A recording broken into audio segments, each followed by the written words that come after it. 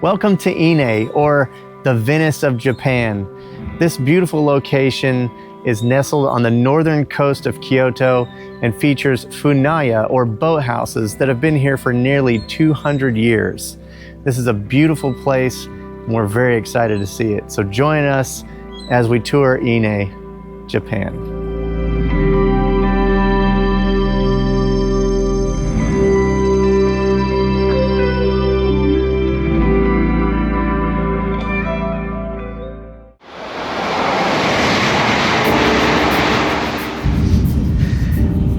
We barely made it onto the Shinkansen today from our hotel to our cow.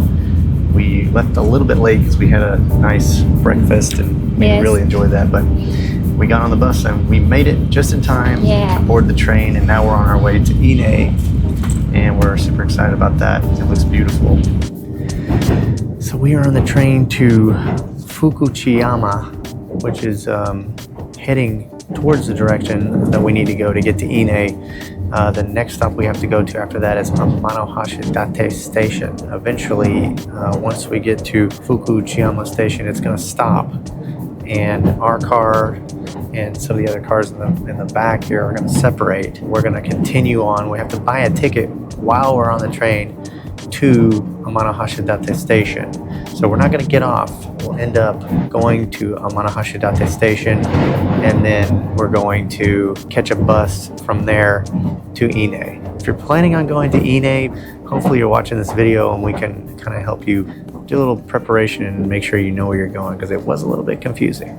Well, we made it to Amanohashidate Station and we are waiting on the bus to take us to Ine, but we're gonna make it there one way or the other. I think we have about an hour-long bus ride and then we'll be there. We ride the bus for what seems like about 100 stops, but then we finally make it to Ine.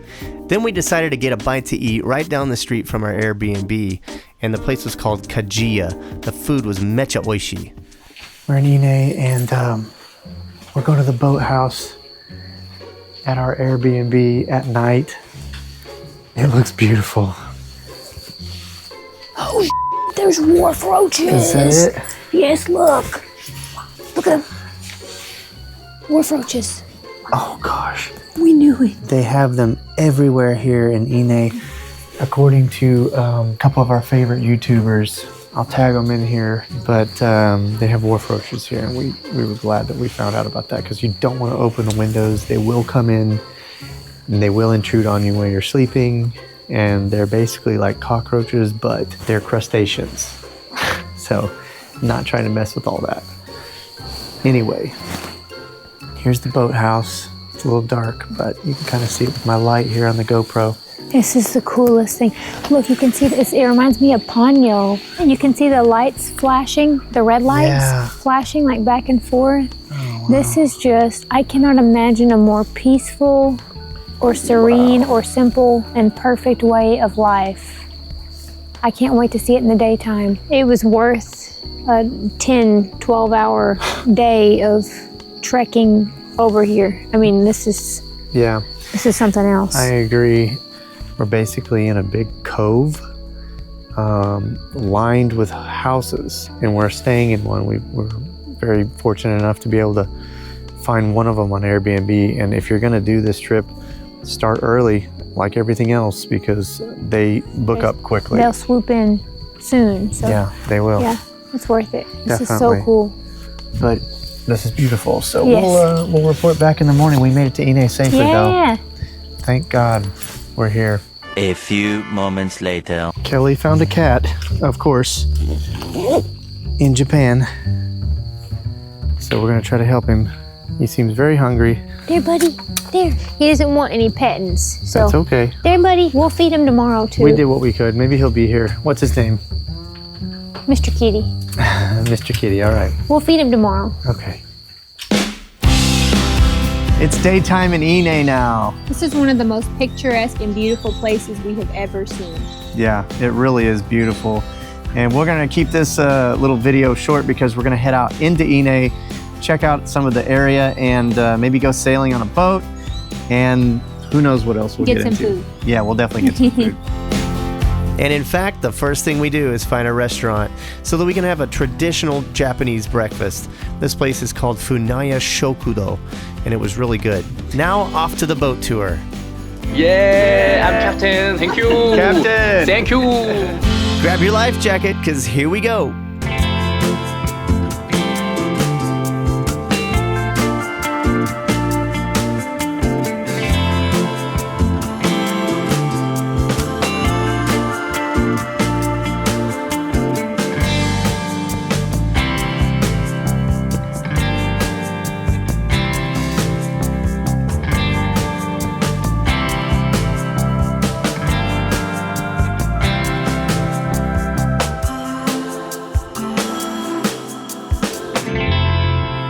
So we just did the boat tour here in Ine. It was really fun. This gentleman was very kind and very informative too. We got to see a lot of different things, and we're gonna go see the sake brewery here in a little bit. We just went past it a second ago. And the temple. Yeah, and the temple. It's gonna be a lot of fun too. So here we go again. Aside from the sweltering heat, I would imagine this town is just absolutely perfect in the summertime. Oh yeah. The locusts and the crickets and all that, like you can already still hear them, and it's October. This whole place is just nestled in nature, which is cool because you're right in the middle of it. The streets are real narrow, but easy to walk. Maybe not so easy to drive on, but we do see some cars here. Yeah. And the bus that took us here was driving through these streets, and you can see they're really small. Yeah. There was one particular video that I watched one morning because we had the trip already planned out and we were just going to stay in the city, in Kyoto, the city. And I saw this place advertised and I saw this like hour-long video, and I just knew like we have to come here, we have to stay here. And so we looked it up and we found this one place left on Airbnb, and this was over 6 months ago. It was already, everything was full, but that cafe back there, Ine Cafe, is one of the places she ate, and she's on the water and she's like watching nature and you know, the atmosphere around her while she's eating. It's just so serene and peaceful and just really cool. You can't go wrong. There's no place in Japan that is not beautiful. We have not found one place that we regretted going. Yeah, I agree. It's just a great country. Yeah. It's a beautiful place. It's peaceful, it's pretty. You know, the people are all mostly nice. Pretty much everywhere you go. Nature is a big deal here. We love nature, we love animals. It's like being in an anime. If you like anime, yeah, it's like just real life anime. Yeah. It's just heaven on earth. The sky's bluer, the sea's greener, clearer. Yeah. It's cool.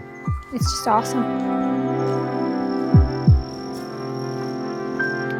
So there are a lot of fishermen that live around here, especially in the boathouses, and they still live there.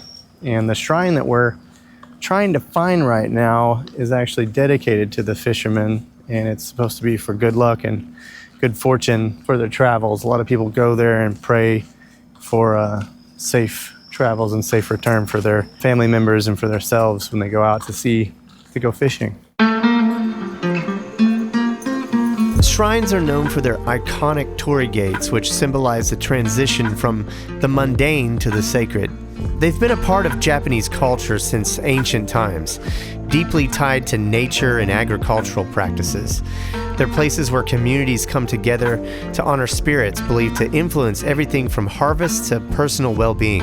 However, temples are an integral part of Japanese life too. People visit them to meditate, pray for ancestors, and seek guidance. Special ceremonies like memorial services and seasonal events bring families together. Temples are also a place of solace and reflection in today's fast-paced world. In the video that we saw about Ine online, we noticed that there were monkeys. It was somewhere right around here. There was like a corridor, kind of median, I don't know what you'd call it, wall. Yeah, like Cement on the wall. street, kind of. Yeah, and there were monkeys that were kind of hopping over, and they were in the street. That was one of the things we had hoped to see this time. So we're looking for them. Yeah.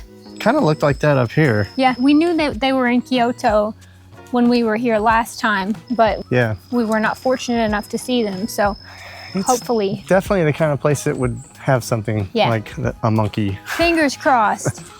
We're here at Mukai Shuzo, which is a very specific Japanese sake brewing company that's here in Ine. And we just bought some of the sake that they sell here. This is something we tried last night actually at one of the restaurants right here. It's called Ine Mukai, and it's got a kind of a reddish hue to it. As you can see, most sake is like clear or a little creamy.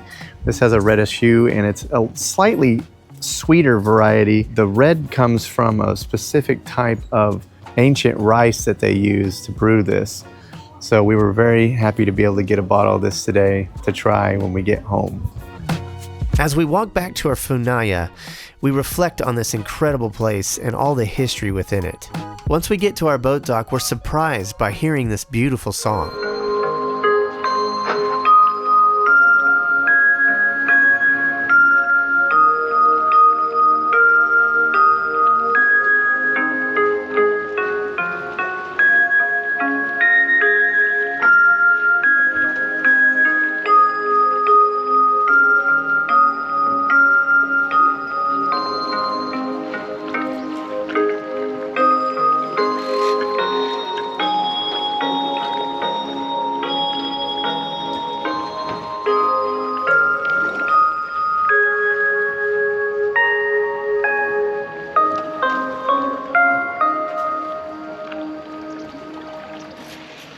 That was cool.